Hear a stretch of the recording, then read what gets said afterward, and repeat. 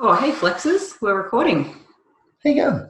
Hey, why don't you reply to us, guys? I said hello. Are you there? Hello? Anyone? Hello? Anyways, for those watching on YouTube, you'll see that the shadow of my eyelashes is making it look like I've got really bad eye bags. See that? It does look like you have really bad eye bags. Sometimes I do. Today's not one of those days. Yeah. How you doing, Dean? I'm good. Good. I'm also good. This is podcast number 2 for me today. Just recorded a podcast with the boys from What's Up. What's up? Yeah. What'd you talk about? Absolutely everything fitness industry related. Okay. It was I said to them, It's very general. I literally said, good luck trying to title this. We talked about like the use of pharmacology in the fitness industry. Is there a healthier way to exit post-comp strategies? We talked about, I clarified the difference between what people believe intuitive eating is and then why we coined the term informed eating.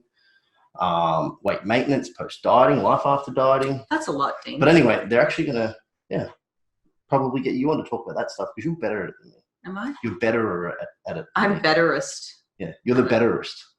I like it. So the topic that we're going to talk about today is mindset, and specifically split into 3 different topics. I think you mean Pacifically. Specifically. Okay, so this joke is coming from my cousin. I don't know if she doesn't know or she gets confused between specific and Pacific.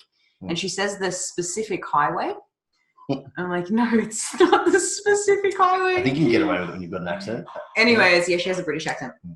We're going to talk about mindset around nutrition. 2 different ways, we can think about that. Dean's getting me in trouble for clicking my pen. It's very loud. The second one is a mindset around being all in, so the all or nothing mindset, or a more flexible mindset. And the third one being, should we focus on the outcome or should we focus on the process? In which mindset should we be in there? But first, tell me what's going on in your personal life, Dean. So I met a girl. Fuck off. Took my ring off when I met a girl. Good luck, sweetheart. I didn't. I forgot to put it back on. I don't wear my ring anymore either. It's true. It's fine. It's because you're fucking jacked. No. That's my excuse. For the listeners, I take it off on like back and arm day because like pulling work really hurts to wear the ring. But also I can't wear any jewelry in BJJ. And so I end up taking it on and off like so often. I just keep it off. So just to clarify there for those at home. Brazilian Jiu-Jitsu. Your ring gets in the way of pulling and BJJ. Precisely. Sometimes there will be a dick joke or 2 in this podcast. Yeah. But anyway, what's going on in my life? Man, I've been hitting the repeat button 24/7 for the last few weeks. Same food, just more of it. Same level of training, just harder. And that's about it. Yeah. I'm on the gain train. I'm up to 106.5. Good for you. Joe seems to believe that I'll make 115, which I know you're happy about. I am. I think that will be extremely uncomfortable, but I'm willing and able to attempt to get there. When you get I've never seen you at 115 before. No. But I know when you get heavier, you snore more and it impacts my sleep. But I think it's worth it to have a bigger person by my side. There's some trade-offs that you've got to make. She's a superficial woman, this one. Nah, it's all right. Woman's got needs. It's not what's inside the chest, but rather the pecs that cover it. Exactly. What's going on? Did you make that up? Yeah, I just made that up. Yeah. I put that on a t-shirt. I like it. It's not what's inside the chest, it's the pecs that cover it. Yeah. Sure, let's do that. And then it has to be followed with the titty dance. The Terry Crews titty dance. What's going on with you? Well, gosh, I mean, we're all in Corona. No one's traveling. I don't feel like I've got too much exciting news to really tell you. Trying to figure out what the heck we're doing for Christmas because we're recording this now right at the end of October, beginning of November, and we're going to probably release this like middle of November. Trying to figure out what we're doing for Christmas because we can't travel and everyone's staying home. Oh, I did find out one interesting piece of information today that is worth sharing. When you compete in a competition, like let's say powerlifting or bodybuilding or whatever, you're weighing your own body weight on the scales. When you compete in jiu-jitsu, from my understanding this morning, from what the boys were telling me. In this one Pacific competition. When you enter as a group, like, you know, you're a group from this particular gym and then there's a second group from that particular gym, it's a combined weight. So 5 competitors can't weigh any more than 400 kilos combined. So if one person isn't pulling their weight, no pun intended, and isn't dropping weight like they should, the other 4 people in the group of 5 need to lose even more. To me, isn't that interesting? It's not fair. It's not fair at all. Well, it's not fair if you've got one lazy bastard that's still eating pizza the whole way through. Yeah, I mean, luckily BJJ is not typically a larger individual sport, because like 5 people over 400 kilos, was it? 5 people, 400 kilos max in total. Yeah, that's 80 kilos on average. Yeah. So actually, like, it's fairly tight. It is. If you have one dude that's a hungy, yeah, but to answer your question, what's going on with my life? Kind of same as you.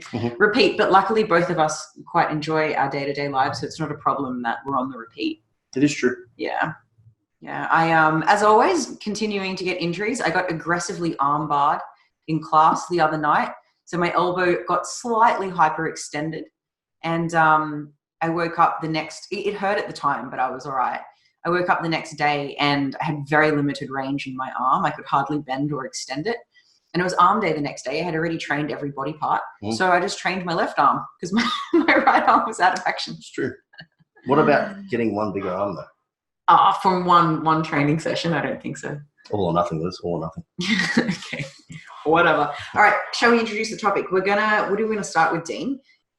This is the mindset around consumption of food. Around consumption of food, or we could start with mindset, like the all or nothing mindset, or the outcome versus process. All or nothing mindset, and then I think that leads into the food concept. If you say so. Yeah. Cool. Maybe starting with clients that say they're 110%. I fucking hate that term. I know it's your pet hate. Look at you trying to poke the bear. Let me just say, it has been my experience that when a client has come through an onboarding process as a coach, that those that say they'll give 110% on everything, e.g. training, nutrition, whatever it is, stress management, sleep, some form of adherence, is that they almost always have the smallest percentage of adherence compared to those that just say, I'll do the best I can. Yeah. First of all, 100% is 100%. You can't do more than that. Like, I can't. How do you get 110% of macro adherence? If anything, it means that you're not adherent. I don't know. Anyway, so the point being is this all or nothing attitude of, I'll do everything, coach. I'll die by the sword. Like, I'll do anything you say. If you say I don't like that food, I'll gag on it until it falls down my throat. Yeah. Like, that is such an unnecessary mindset. And typically I find that that person fears maybe not being perfect. When in actual fact, if they were just like 90% or 95% all the time, they'd probably do a lot better than trying 80%. To be 100% most of the time and then 50% some of the time. That's been my experience with clients as well. And I end up pulling people up on it pretty quickly and say, hey, I don't expect 110% from you. I don't expect perfection from you. What I expect from you is effort. And when something gets in the way, I expect you to take the next best step or find some sort of compromise. Because in our coaching experience, when people are all in, it means that when they're not all in, they're nothing. Like the all or nothing. Now we can give so many different examples with this. Let's say I had 1-2 squares too many of chocolate. What do I do now? Eat the whole fucking block because you've already ruined it. You've had 2 squares of chocolate too many, so you may as well binge for a week. Could you imagine if you were like out on a distant road in the country, right? And you realize that you put just a little bit too little petrol in? You might make it if you don't throttle too hard all the way, but you just go, fuck this, let's floor it the whole way and just hope for the best. Yeah. You'd never do that. No, you wouldn't. Or let's say I'm trying to improve how much sleep I'm getting. And I set a bedtime for 10 p.m. and I look at my clock and I'm like, oh my God, it's 10:15. I would just go to bed then. Like I'm 15 minutes late. I'm not going to go, oh, I've already missed my bedtime. Let's just stay up till 2. We'll start again tomorrow.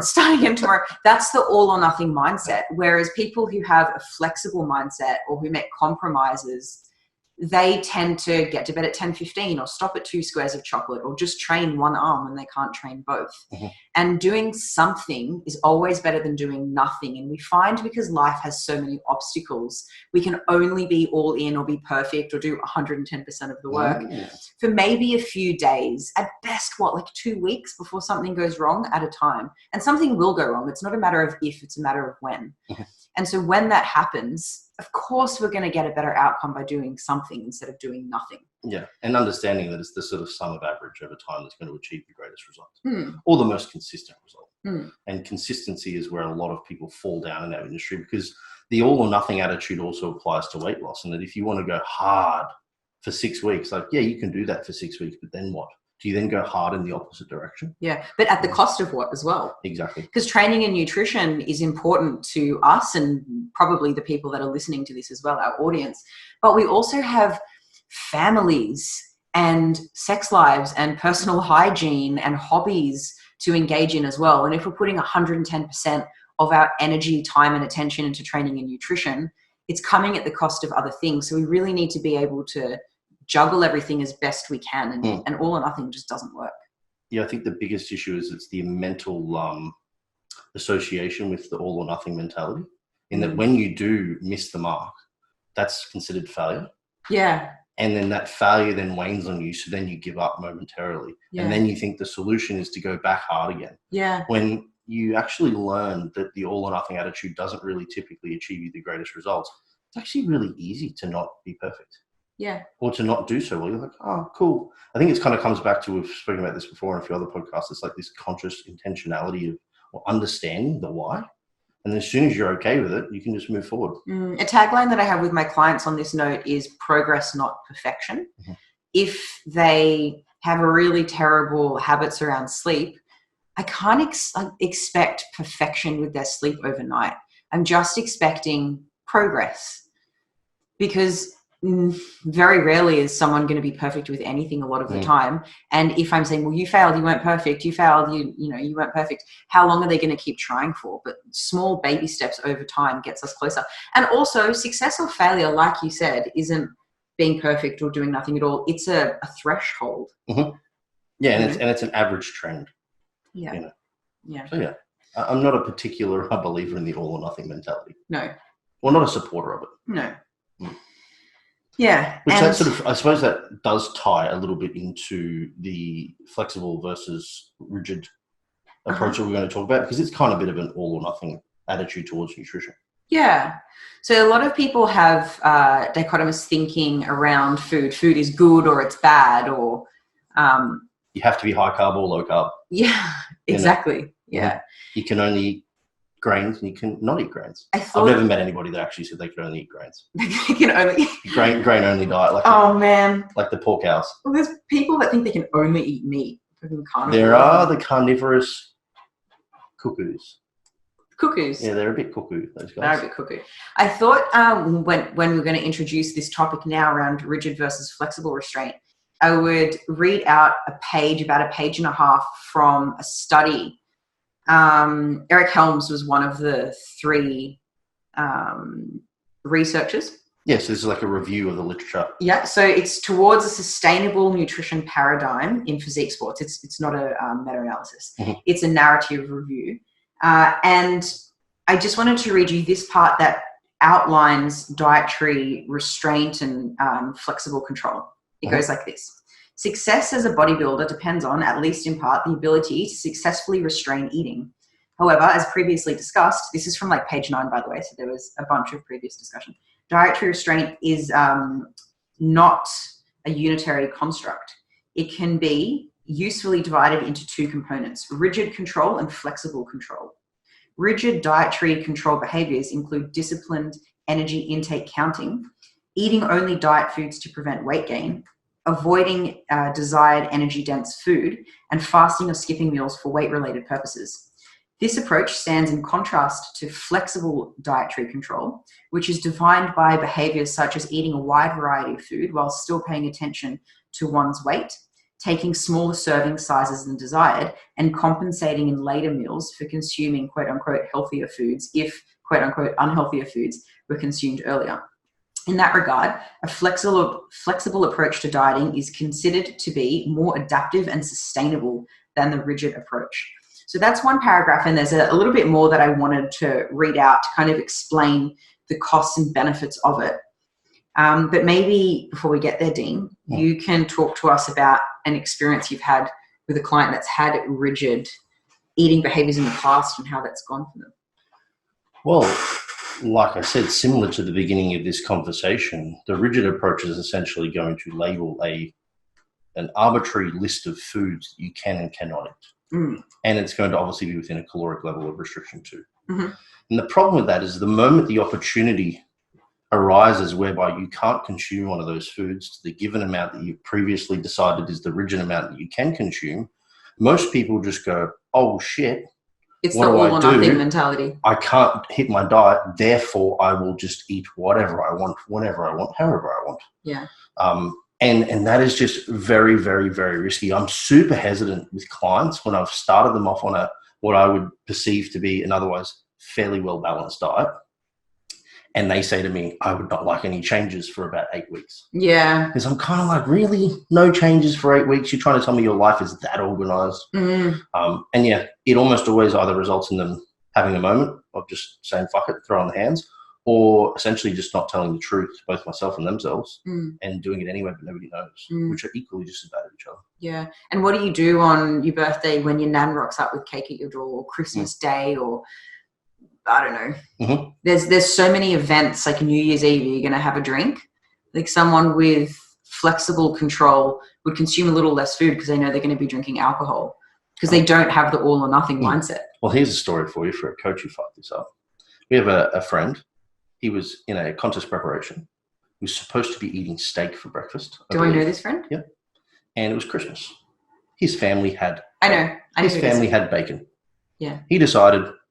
that's a fairly similar caloric value. I might just swap my steak for bacon this time. And he went back, told his coach, and his coach lost his absolute shit at him. He was just like, what are you fucking doing that for? You're not even and also, committed. like, you're not even committed. Like, how do you expect to possibly get lean if you can't even commit by having bacon on Christmas Day? What the fuck? Now, what is that person supposed to do if they live by those sets of rules? Yeah, how long can they do that? Don't live life, that's for sure. But also just looking at if results would be impacted by swapping steak for bacon once. No, of course not. You could argue the other way, that if you actually then had some food that you otherwise enjoyed, 1, would you digest it better? Yes. 2, would you enjoy life better? Yes. 3, would you be less stressed? Yes. Would you make better decisions? Probably. Yeah, absolutely. You know, the opportunity for flexibility is often what I see to have the biggest impact on somebody's relationship with food. Enjoyment definitely matters. A lot of people think like, how I feel doesn't matter at all. I'm just going to get it done. I'm going to grind. But you're not a robot. How long can you do that for? Yeah, my answer is always, I don't need you to do that. And it's quite scary how often they're like, no, but I will. Yeah. You know, you had this post the other day about the bodybuilding food not being, or the bodybuilding dietary approach not being suitable for Gen Pop. And this is similar, and that people still believe that level of restriction is necessary for weight loss. Yeah, totally. All right, so I'll just read on a little bit. We just had to take a quick break to go about our world domination, and now we're king and queen of the world. I had to pee. That's not true. All right, let's go. Okay, it goes like this. A solid study... Oh, sorry. My eyes are just going a bit funny here. A solid body of research indicates that a rigid approach to dieting is associated with adverse outcomes in both male and females. For example, fasting for long periods of time, a rigid controlled behavior, has been shown to prospectively predict binge eating and related behaviors in adolescent girls and women with bulimia and binge eating disorder. Moreover, cross-sectional research examining the impact of a specific rigid control behavior, namely meal skipping, has linked this behavior with increased frequency of binge eating in women with binge eating disorder, and with depressive symptoms, anxiety symptoms, and quality of life impairment with women with anorexia and bulimia. Finally, numerous other cross-sectional studies using the rigid control subscale of the cognitive restraint scale, which assesses a broad range of inflexible dieting behaviors, have reported consistent and robust links between rigid control and numerous adverse health outcomes in both male and female participants, including disordered eating behaviors and attitudes like binge eating, disinhibited eating, dichotomous thinking, and body image concerns, psychological distress, like depressive and anxiety symptoms, and poorer well-being. Taken together, the available evidence suggests that a rigid approach to dieting may be potentially detrimental. Just another paragraph, a small one.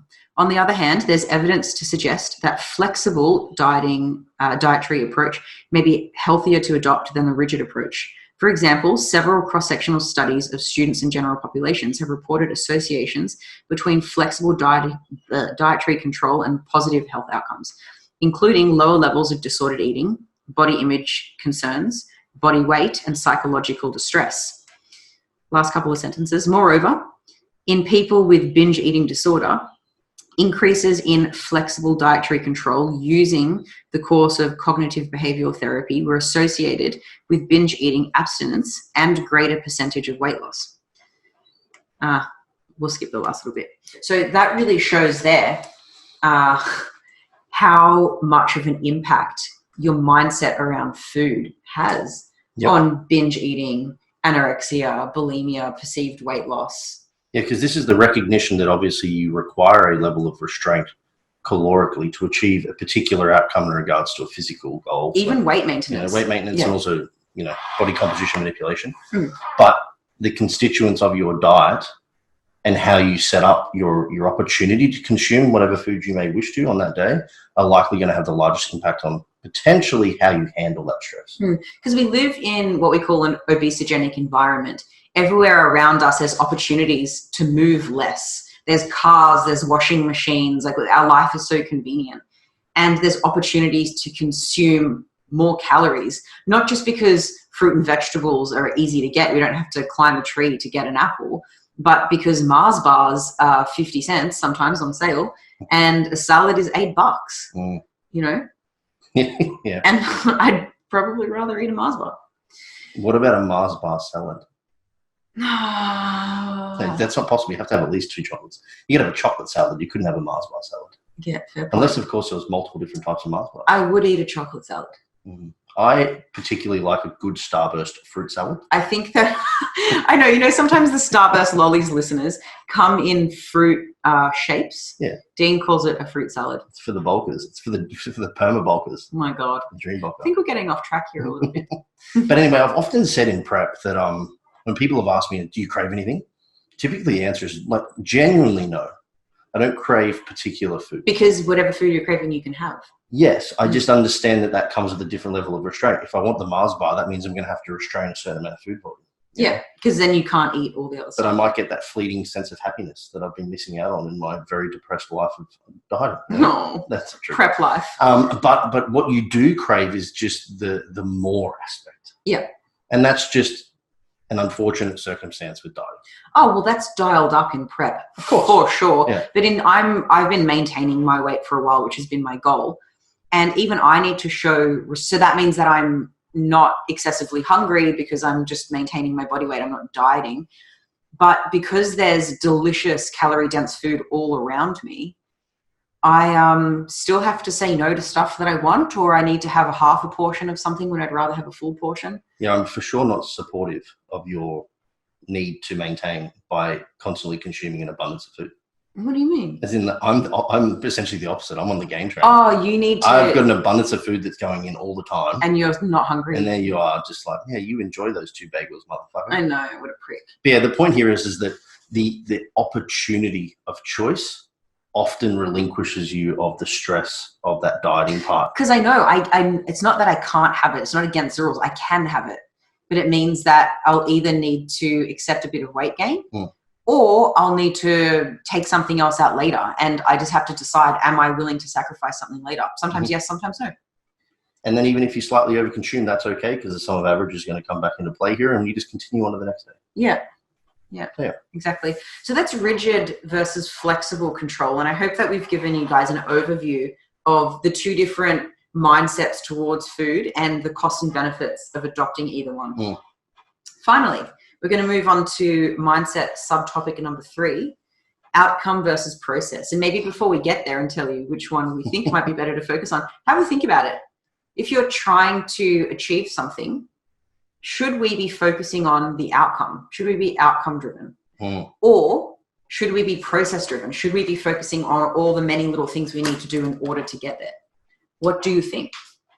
Should we play some music, some thinking music? Sing us a song, Dean. Sing me a song of the sea, birds are fish fingers. Where did you come up with that? Because you said sing me a song, and as soon as I ever hear that, sing me a song, I immediately go on the birds are fish fingers. Okay. Can't say I'm a fan of that food. Oh, I am. I'm digging fish fingers personally. Barbecue sauce or tomato sauce? Oh, tomato sauce. With lemon or without lemon? Lemon, definitely. Lots of lemon. Excessive amounts of lemon. It's good. With salt or without salt? Nah, it's already salted enough. It's all good. Alongside vegetables or chips? Oh, of course, chips. I'm not a monster. Obviously. All right. Process versus outcome. In order to introduce this subtopic, I thought I would read, I know there's a lot of reading in today's podcast, a post that I wrote a while ago on this topic because I don't think I can do a better job off cuff than I did in this post that took me a while to think about writing. It goes like this. Process, not outcome. There's a spoiler alert for you right there. Facebook memories reminded me that it's 3 years to the day that I entered a log and deadlift championship. I was new to the sport of strongman and wanted to try something new because bodybuilding was so outcome driven. Focusing on the outcome, which is how big you could grow your muscles / how simultaneously lean you were, had me perpetually dissatisfied because I wasn't at the optimal end outcome or end result outcome yet, which is hilarious because in bodybuilding, it's never enough. You can always be bigger. You can always be leaner. This dissatisfaction had me no longer enjoying the process anymore, which led me to put in half-assed training sessions and letting my nutrition slip, taking me further from the outcome I wanted. This was a huge problem because I didn't start training and eating well for the outcome. I did it because it made me feel better and I enjoyed the process, but being outcome-driven dimmed my light. Training for the Strongman Championship, I decided to focus and commit to the process, and whatever the outcome was, it was my best. My best happened to be an Australian record at the time in my weight class of under 62.5 kilos. And if I continued to be outcome driven, I probably would have burnt out during training, missed my lifts and ended up with a worse off outcome. This is not some lifting motivational post. Focusing on the process is relevant to so many things: a uni degree, fat loss, saving for a house, or improving your relationships. Having an outcome in mind isn't a bad thing in and of itself, but if you don't commit to the process, the odds are not in your favor. This is why me and the other Flex Success coaches measure a successful week for our clients based off process variables, not the outcome alone, like scale weight. This isn't a sexy concept or an easy psychological transition to make, but in my opinion, it's a vital one. What do you think, Dean? I agree wholeheartedly.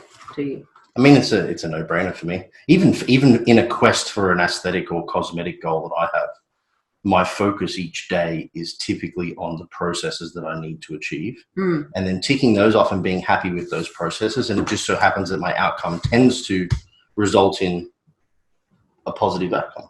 I hate to use the word twice. Well, I mean, if our focus is on outcome, we're not focusing on how we get to that outcome, and we're going to miss little things and not actually get there. Also, the dissatisfaction of where you're currently at because you're not at the outcome often then impacts the process. Like you just said, I trained a little bit less, I ate a little bit more freely. And then when I switched to strongman and changed my focus. And like even so, if we did draw a parallel to my current my current outcome, if my outcome's 115 kilos, I'm essentially unhappy for the next 7.5 kilos. Yeah. Every day I'm unhappy until I've achieved that goal. But if I'm okay with focusing on the process and giving myself that pat on the back for nailing my dailies, the average over time, if I do it well, you're successful all the way up until 115. Yeah, because I focus on the process, then the outcome will also be achieved. So I get a double win. We can also think about, if anyone's read The 7 Habits of Highly Effective People, our locus of control. Some things like the economy, the shit Donald Trump says, like that's outside of our control, and focusing on those things, like outcome is outside of our locus of control. The things we do have control over, like the process variables, how much food we eat, how much sleep we get, how we train, our stress management, all that stuff, is going to equal the outcome. Or it's going to equal the, what am I trying to say here? Well, it's exactly that. I mean, let's draw a parallel then to even just like a training periodized plan. I think what I'm trying to say is they're the stuff that's going to get you there. Yeah. Focusing on the stuff that's going to get you there is what's helpful. Whereas focusing on the end result, like how are you going to get there unless you focus on the little stuff? I think it becomes more difficult for people to like divorce the two in a subjective outcome goal. So like in a bodybuilding goal, it's aesthetic and it's very subjective as to whether or not it's successful or not, unless you have a number on it, like mine for 115 kilos. Right. Whereas when it's quite objective, like a powerlifter, most powerlifters, they say, this is the outcome I'd wish to achieve. 300 kilo deadlift. Right. Then they say what process is required to achieve that. And then each week they focus on the progression of the process. And then the final week, the final day, they get to test to see whether the process achieved the outcome. But they're otherwise happy by nailing the process. The outcome is just the last one. Maybe they're happy, maybe they're not. Depends if they get there. But then they can at least then reevaluate the process used to determine whether or not they can now achieve the outcome again next time. So I think anything that's subjective, weight loss, happiness. Well, weight loss isn't subjective, but... Well, I mean, the look in regards to the body fat reduction. If leanness is subjective. Like getting lean is subjective. Yeah, it's probably even more important that you really step back and focus on the process so that the outcome doesn't ruin your joy. Yeah. You know? Yeah, absolutely. I think I mentioned in the post, it dimmed my light. Yeah, it does. Yeah. Bodybuilding's a really tough one for men and women. I mean, I can only talk for women because I've only ever been a woman.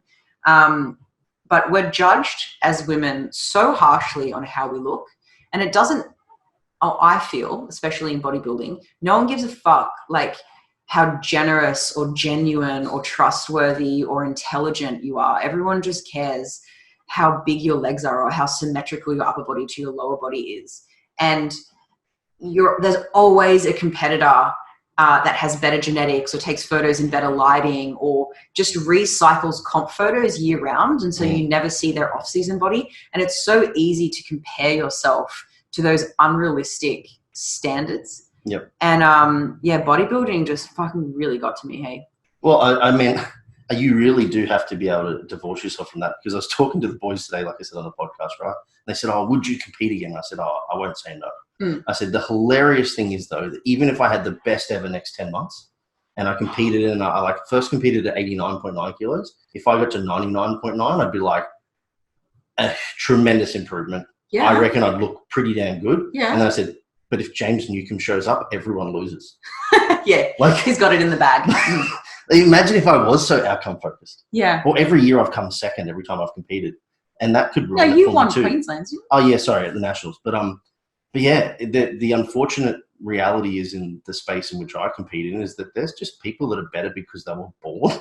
They're just genetically better. And if I was solely outcome focused, I'd never do it. Yeah. Yeah, exactly. But just quickly. Fuck you, James Newcomb. Yeah, fuck you. But also thanks for existing. My eyes like you. I mentioned process variables being some things that we talk about with our clients. Now, let's say a client didn't lose any weight that week, but they made progress in the amount of, vegetables they consumed. They got to bed earlier. They managed their stress well. It's just a matter of maybe a few more days until that weight drops. That's still a successful week. We would still say, well done to that client. That's a great week. It's not just the outcome that matters. Or alternatively, if a client, didn't do their food prep and they ended up only eating 2 Mars bars a day, they're going to lose weight because their calories were low, but they didn't maintain the daily habits that we asked them to, or that's necessary for health. They didn't sleep well, whatever. Even if the scales went down, that's not a successful week. The outcome was successful if they're after weight loss, but we wouldn't say congratulations to that client. We would have a come to Jesus talk with that client. Yeah, because the outcome in this instance is fleeting. Yeah. The process is what will help sustainability. Long term, exactly. Yeah. So there were the 3 subtopics that we wanted to talk about: the all or nothing mindset, the rigid versus flexible control, and the process versus outcome. And I hope it's been some, pun intended, food for thought for you guys. Maybe this already aligns with the way that you're thinking, or if it doesn't, maybe just have a think about the benefits in trying to adjust your mindset. Yeah. Anything to add, Dean? I'm better than you. No, I don't know. I've got nothing. Okay. I've got nothing. Great. No, that'll do. Something worth sharing. Share something with me, Dean. Body Body parts not accepted. Okay. I'll show you something that they can't see. Because it's so tiny, is that? Luckily, we don't have HR. Okay, share something. I got asked recently on my Friday Q&A on Instagram, a new person to the industry, what should they do in regards to education? Okay. And I think my top tips were this. Top tip number 1, go to Coursera, which we've mentioned a few times, I believe, in this podcast, which offers free university courses. It's usually 6-week courses. Sometimes they cost money too. If you want to pay for the certificate, you can. And do the How to Learn course. Yep. Because I think it's really important that people do learn how to learn first. Otherwise, you could just be fucking treading water for a very long time, not realizing why you're not learning. That was step number 1. Step number 2 then was to buy a whole bunch of material that interests you, anatomy, nutrition. At that time, that person was... What sort of material? That person was specifically asking for nutrition material, so I said buy all of Lyle McDonald's books that interest them. Right. Buy a cadaver for anatomy. Yeah. My third one was to invest in mentors. Okay. Because mentors will be able to tell you what you need to know without you having to sift through the bullshit. Or Mentos. Mentos are good if you want, fresh breath. Yeah. So that was my 3 top tips. Great. Learn how to learn, get material, and then hire a mentor in varying Fields. avenues. Yeah. Excellent. Yeah. Great. Now ask me. Liz, have you got something to share? Oh, I wish you didn't ask me. I don't have anything prepared. As you were talking, I actually did think of something, and now it's escaped me. It's because I showed you. Oh, no. I've got it. As I've mentioned, I'm juggling 2 sports. Well, not really. I'm juggling trying to maintain my muscle mass. So I'm still practicing the sport of bodybuilding, just a lower amount of working sets per week, and trying not to be so incredibly shit at jiu-jitsu. And that means I'm doing like 9 sessions a week between lifting and jiu-jitsu. And I work full time, and I hug my dog a lot, and I was really pushed for time. And I've always been one for organization, working as a personal trainer, and like within 15-minute time lots. I've always had to be really organized with my diary. And so I found it really helpful just to write down which BJJ sessions I was going to do, which lifting sessions I was going to do when, and which body part, and blah, blah, blah. Anyways, I quickly shared it on my Instagram, like, woohoo, starting a new training timetable. And I had quite a few clients message me and say, this is such a great idea. Like, I've just written down my week and I feel so much more organized. I don't think I'm going to miss as many sessions. In my head, I think the curse of knowledge was biting me in the ass. I was thinking like, what? You haven't done this before? Like, surely this is something that everyone does. So something worth sharing is if you feel a little bit frazzled or disorganized, or like you don't have enough time to fit everything in, get a piece of paper or do it digitally if that's what you prefer, and just write it down and commit to your timetable. And as during the writing process, you might think, actually, maybe I've bitten off more than I can chew. Maybe I'm going to do a little bit less because it needs to obviously be realistic. Yeah. So organization is something we're sharing. It's goody. There's definitely a lot of value in putting things to paper. I like it. Funny questions. Yes. We haven't got no ones planned. No, we don't have anything planned for these questions. All right. I'm going to ask you. Oh, you ask me then. Would you rather have an arm for a leg or a leg for an arm? Ooh. Fuck. I'd probably rather have... So as in I have 2 normal legs, 1 normal arm, and then a third... No? Just one. You're swapping one out. Okay. So you either got 2 legs and then 1 arm and 1 leg up top, or you've got 2 arms and then 1 arm and 1 leg down the bottom, like a monkey leg. All right. Can I choose my left or my right side? Yeah, for sure. All right. I would choose to have 3 legs, but my left arm is a leg. Right. I'm keeping my right arm. Why would you want another leg? I could punch people in the face in you jiu-jitsu. could kick them. Oh, yeah, that. I could kick them in the face. But you can't grab them. You know, there's no like dexterity. There's still a lot you can do with like an ankle. But imagine having 3 arms. Well, no, you can't walk properly because your arms are different length to your legs. And like... Yeah, but so is your leg. But your wrist wasn't built to have that much impact constantly on it, like an ankle. No, it just wouldn't work well, Dean. I reckon I'd go a leg arm. An arm leg. An arm leg, yeah. I think that's a poor They're choice. the same thing. A leg arm and an arm leg is the same thing. You're choosing to have an arm instead of a leg. I'm choosing to have a leg instead. Yeah, I'm going like part monkey, part human. I'm saying that's a bad choice. You're going part alien, part Okay, human. would you rather have a missing front tooth or a googly eye? Oh, tooth, easy. You'd rather have a missing front Googly tooth? eyes, yeah. Oh, missing front tooth is fucked. I got a big gap anyway. Yeah, but you look like a supermodel. You know those supermodels with I heard gaps? it means you're going to be rich. It means you're really intelligent. I also heard that if you eat your crust, you'll get a hairy chest. Didn't work, Mum and Dad. Where's the hair? Or is it you don't eat your crust, you'll get a hairy I chest? always think of your chest like Homer Simpson's head. You know how he just has those like 2 long hairs? That Because is every now and again I'll see like a random hair. I was like, how is that so long? But there's no other hairs. That's true. So great. Similar to your upper lip. Fuck off. It's not true. It's not true. She doesn't have a single hair. She has lots of hairs. Thanks, Dean. On that note, They don't call her Lizzy Nads Rorter for nothing. Nads is the name of a waxing brand, guys, in case you're unaware. Is it Nad or is it Nads? Nads, Oh. N-A-D-S. I think there's 2 different ones. Anyways, Anyway, let's go get you a comb and brush that thing. fuck off, Dean. Well, I'm going to go and cook dinner for the both of us and poison his dinner. So please That's not excuse true. me. I'm having beef and pineapple. Yeah, all right. Now, listeners, I know you can't respond, but I'm okay with pineapple on pizza. And a pineapple on a burger. And pineapple on a burger, or even like peaches or cranberries or something in a salad. Like I think fruit can be in savory dishes. But Dean puts pineapple with rice and mince and mushrooms, and I have a serious And problem zucchini. with it. And zucchini, no, you can't do that. What about capsicum, onion, pineapple, meat, and rice? You're trying to. It's very, very Asian-esque. I think it's the mushrooms and pineapple that's getting me. I just don't think they go. Like I love, what was it? The crumbed fish, so fish fingers. Mm. Love Nutella. Don't love them together. There's just some foods that shouldn't marry each other. Nutella and fish is just silly. Yeah, so is mushrooms and pineapple. You know what also is great? Vegemite, English muffin, and egg. Fucking anything with Vegemite can die. What a delightful treat. All right, guys. Thanks for listening. Thanks, everyone. See ya. We'll catch you on the next episode.